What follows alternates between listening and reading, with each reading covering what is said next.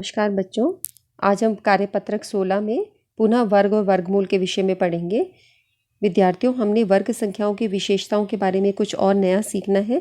पिछली बार हमने देखा था 0 से लेके 40 तक की वर्ग संख्याएं देखी थी। आप एक बार पुनः इसको देखें। 0 से 9 तक की वर्ग संख्याएं लिखी हैं और इसको गणितीय रूप में कैसे लिखते हैं। देखिए, ऐसे हम आपको बता चुके हैं कि जब वर्ग लिखना हो तो हम 0 के ऊपर ऐसे ये 2 लगा देते। 1 का वर्ग, ये 1 का वर्ग है, ये 2 का वर्ग, ये 3 का वर्ग। तो उसके हेड के ऊपर जैसे 1 लिखा, उसके आप यहाँ ना लिखें, आप यहाँ ना लिखें, आपको ऐसे लिखना है।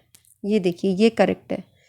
आप दाएं पक्ष पर ऊपर उसके सिर की तरफ ऐसे यहाँ लिखेंगे। ये आपका गणितीय रूप होता है वर्ग लिखने का। ठीक है, 1 का वर्ग, 2 का वर्ग, 3 का वर्ग, 4 का वर्ग, यही तरीका है, आपको ऐसे ही लिखना है। ठीक है, 1 स्क्वायर, 2 स्क्वायर, 3 स्क्वायर, 4 स्क्वायर। ठीक है, जब इसका वर्ग करते हो तो एक वर्ग का मतलब है 1 गुना 1। 1 को 1 से गुना किया, 1 उत्तर आ गया। 2 को 2 से किया, 4 आया। 3 को 3 से किया, 4 को 4 से, 5 को 5 से। अक्सर बच्चे क्या गलती करते हैं, अब मेरी वीडियो देखने वाला कोई बच्चा ये गलती नहीं करेगा। 5 का वर्ग का मतलब है 5 को 5 से गुना करना।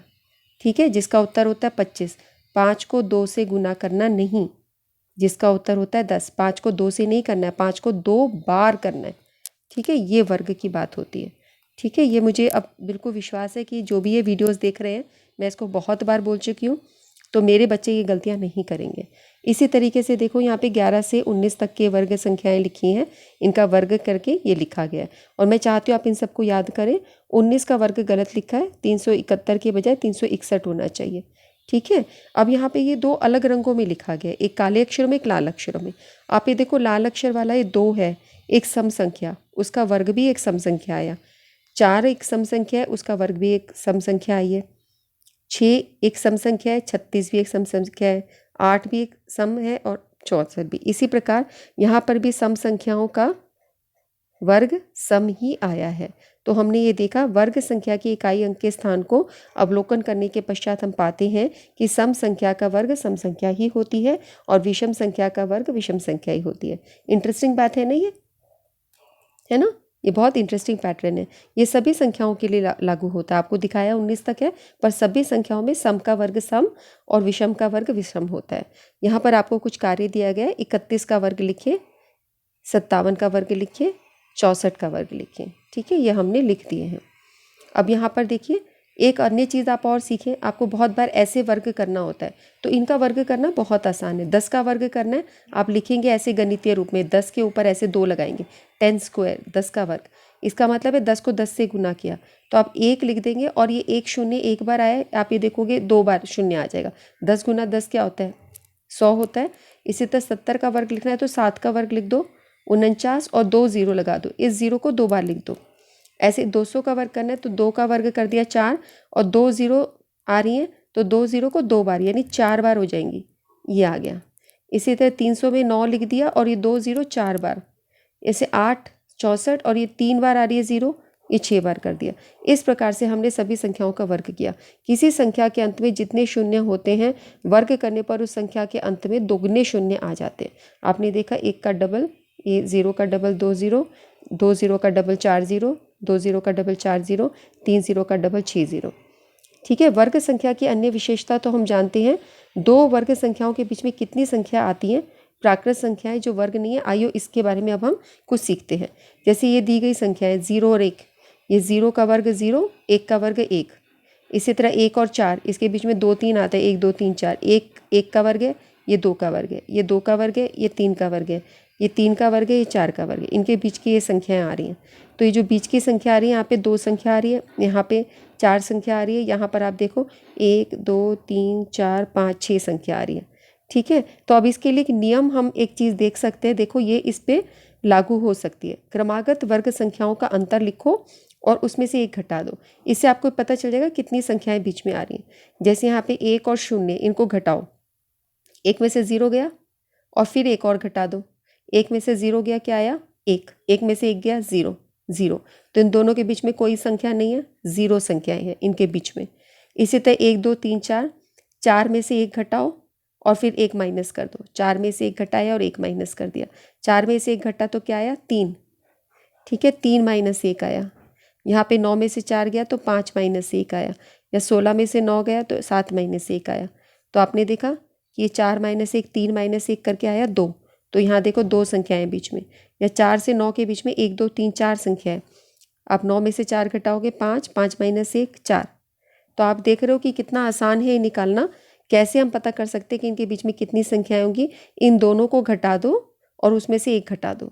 यहाँ पे 4 में से 1 घटाओ, फिर उसमें से 1 घटा दो। 9 में से 4 घटा दो, फिर उसमें से 1 घटा दो। 16 में से 9 घटा दो और 1 घटा दो। यानी ये तरीका है कि क्रमागत वर्ग संख्याओं का अंतर निकालो और उसमें से 1 घटाओ। तो इन दोनों को घटा के उसमें से 1 घटाया, इन दोनों को घटा के उसमें से 1 घटाया। ये लाल अक्षर में हमारी वर्ग संख्या है ना, इनको घटाया और इसमें से 1 घटा दिया, इन दोनों को घटाया, इसमें से 1 घटा दिया। इससे हमें पता चल जाता है उनके बीच में कितनी प्राकृत संख्याएं हैं। और ये प्राकृत संख्याएं कैसी होती हैं? ये वर्ग नहीं होती है, ठीक है ना, क्योंकि वर्ग संख्याएं तो यही हैं। ये वर्ग संख्याएं, ये नॉन वर्ग संख्याएं हैं आपकी। प्राकृत संख्याएं जो वर्ग नहीं है, बिना वर्ग वाली संख्याएं हैं। तो ये आपने एक नई चीज़ सीखी, ये एक बहुत अच्छी चीज़ सीखी है। बड़ी संख्याओं में हमें ये बड़े काम आएगी। अच्छा, अब यहाँ पे प्रश्न है, संख्या के इकाई स्थान के अंक को लिखिए। ये संख्या का वर्ग करोगे, इसके इकाई स्थान को लिखना है, पूरा इसका वर्ग नहीं लिखना। हमने इसका वर्ग यहाँ पे निकाल रखा है, पर मैं आपको ये बताती हूँ। 9 का वर्ग क्या होता है? 81, ठीक है। 9 का वर्ग होता है 81। तो इसके अंत में क्या आ रहा है? 1 आ रहा है, तो आप 1 लिखोगे। 47 में एंड में आ रहा है 7, 7 का वर्ग होता है 49, तो एंड में क्या आ रहा है? 9, 9 लिखोगे। या 95 है, 95 के अंत में है 5, 5 का वर्ग क्या है? 25, तो आपने क्या लिखा? एक अंक पे 5 लिखना है। इसे तो 86 है, पीछे क्या है? 6, 6 का वर्ग क्या हुआ? 36, तो यहाँ पे लिख दोगे 6, ठीक है। इस प्रकार से हमने इन सब के वर्ग करे और उसके पीछे का इकाई अंक हमने लिख दिया। हमने इनकी वर्ग संख्याएं भी लिखी हुई हैं, ये देखिए। ये है हमारी 79 की, ये 47, ये 95, ये 86, 86 का, 95 का, 47 का और 79 का आपका, ये इनके वर्ग हैं। इनके बीच के बिना वर्ग वाली संख्या को लिखिए। अब ये दूसरा प्रश्न जो वो है, ये जो अभी हम यहाँ सीख रहे थे, इसको इस्तेमाल करना है, घटाना है और 1 घटाना है उसमें से। फिर तो अब आप जैसे इसके बीच में बिना वर्ग वाली संख्या निकालना चाहते हो, तो 25 में से 16 घटाओगे और 1 माइनस कर दोगे। 36 में से 25 घटाओगे और 1 माइनस कर दोगे। चलो करें। तो इनके बीच आने वाली बिना वर्ग संख्या है, 25 होता है 5 का वर्ग, 16 होता है 4 का वर्ग। तो 25 में से 16 घटाया, दोनों को घटाया और 1 घटा दिया। तो 25 में से 16 गया 9, 9 में से 1 गया 8। तो 8 संख्याएं आप गिन भी सकते हो, 17 18 19 20 21 22 23 24, जो इनके बीच में आती हैं और प्राकृत संख्याएं हैं और बिना वर्ग की संख्याएं हैं। इसी प्रकार 25 36 करना है, तो 36 में से 25 घटा दो और फिर 1 घटा दो। 36 में से 25 घटा दो और 1 घटा दो। 25 आपका 5 का वर्ग है, 36 आपका 6 का वर्ग है। तो क्रमागत संख्याएं हैं ये, इनके बीच में घटाया गया तो 11 माइनस 1 10 आ गई। तो देख सकते हो 25 के बाद 26 से लेके 35 तक की संख्याएं सारी ये 10 संख्याएं हैं। तो इंटरेस्टिंग था ना क्वेश्चन। तो आपने अभी तक क्या चीज़ें सीखी हैं? आपने एक तो पिछली वर्कशीट में ये सीखा था, वो संख्याएं जो 2 3 7 8 से एंड होती हैं वो कभी भी परफेक्ट स्क्वायर नहीं होती, यानी वो कभी भी पूर्ण वर्ग नहीं होती। पिछली वर्कशीट में आपने ये सीखा था। और मैंने आपको बोला है कि 1 से लेके 20 तक के वर्ग तो ज़रूर याद कर लो, इसे याद कर लें आप, ये बहुत आपको काम करेगा, ये ज़रूर याद होना चाहिए।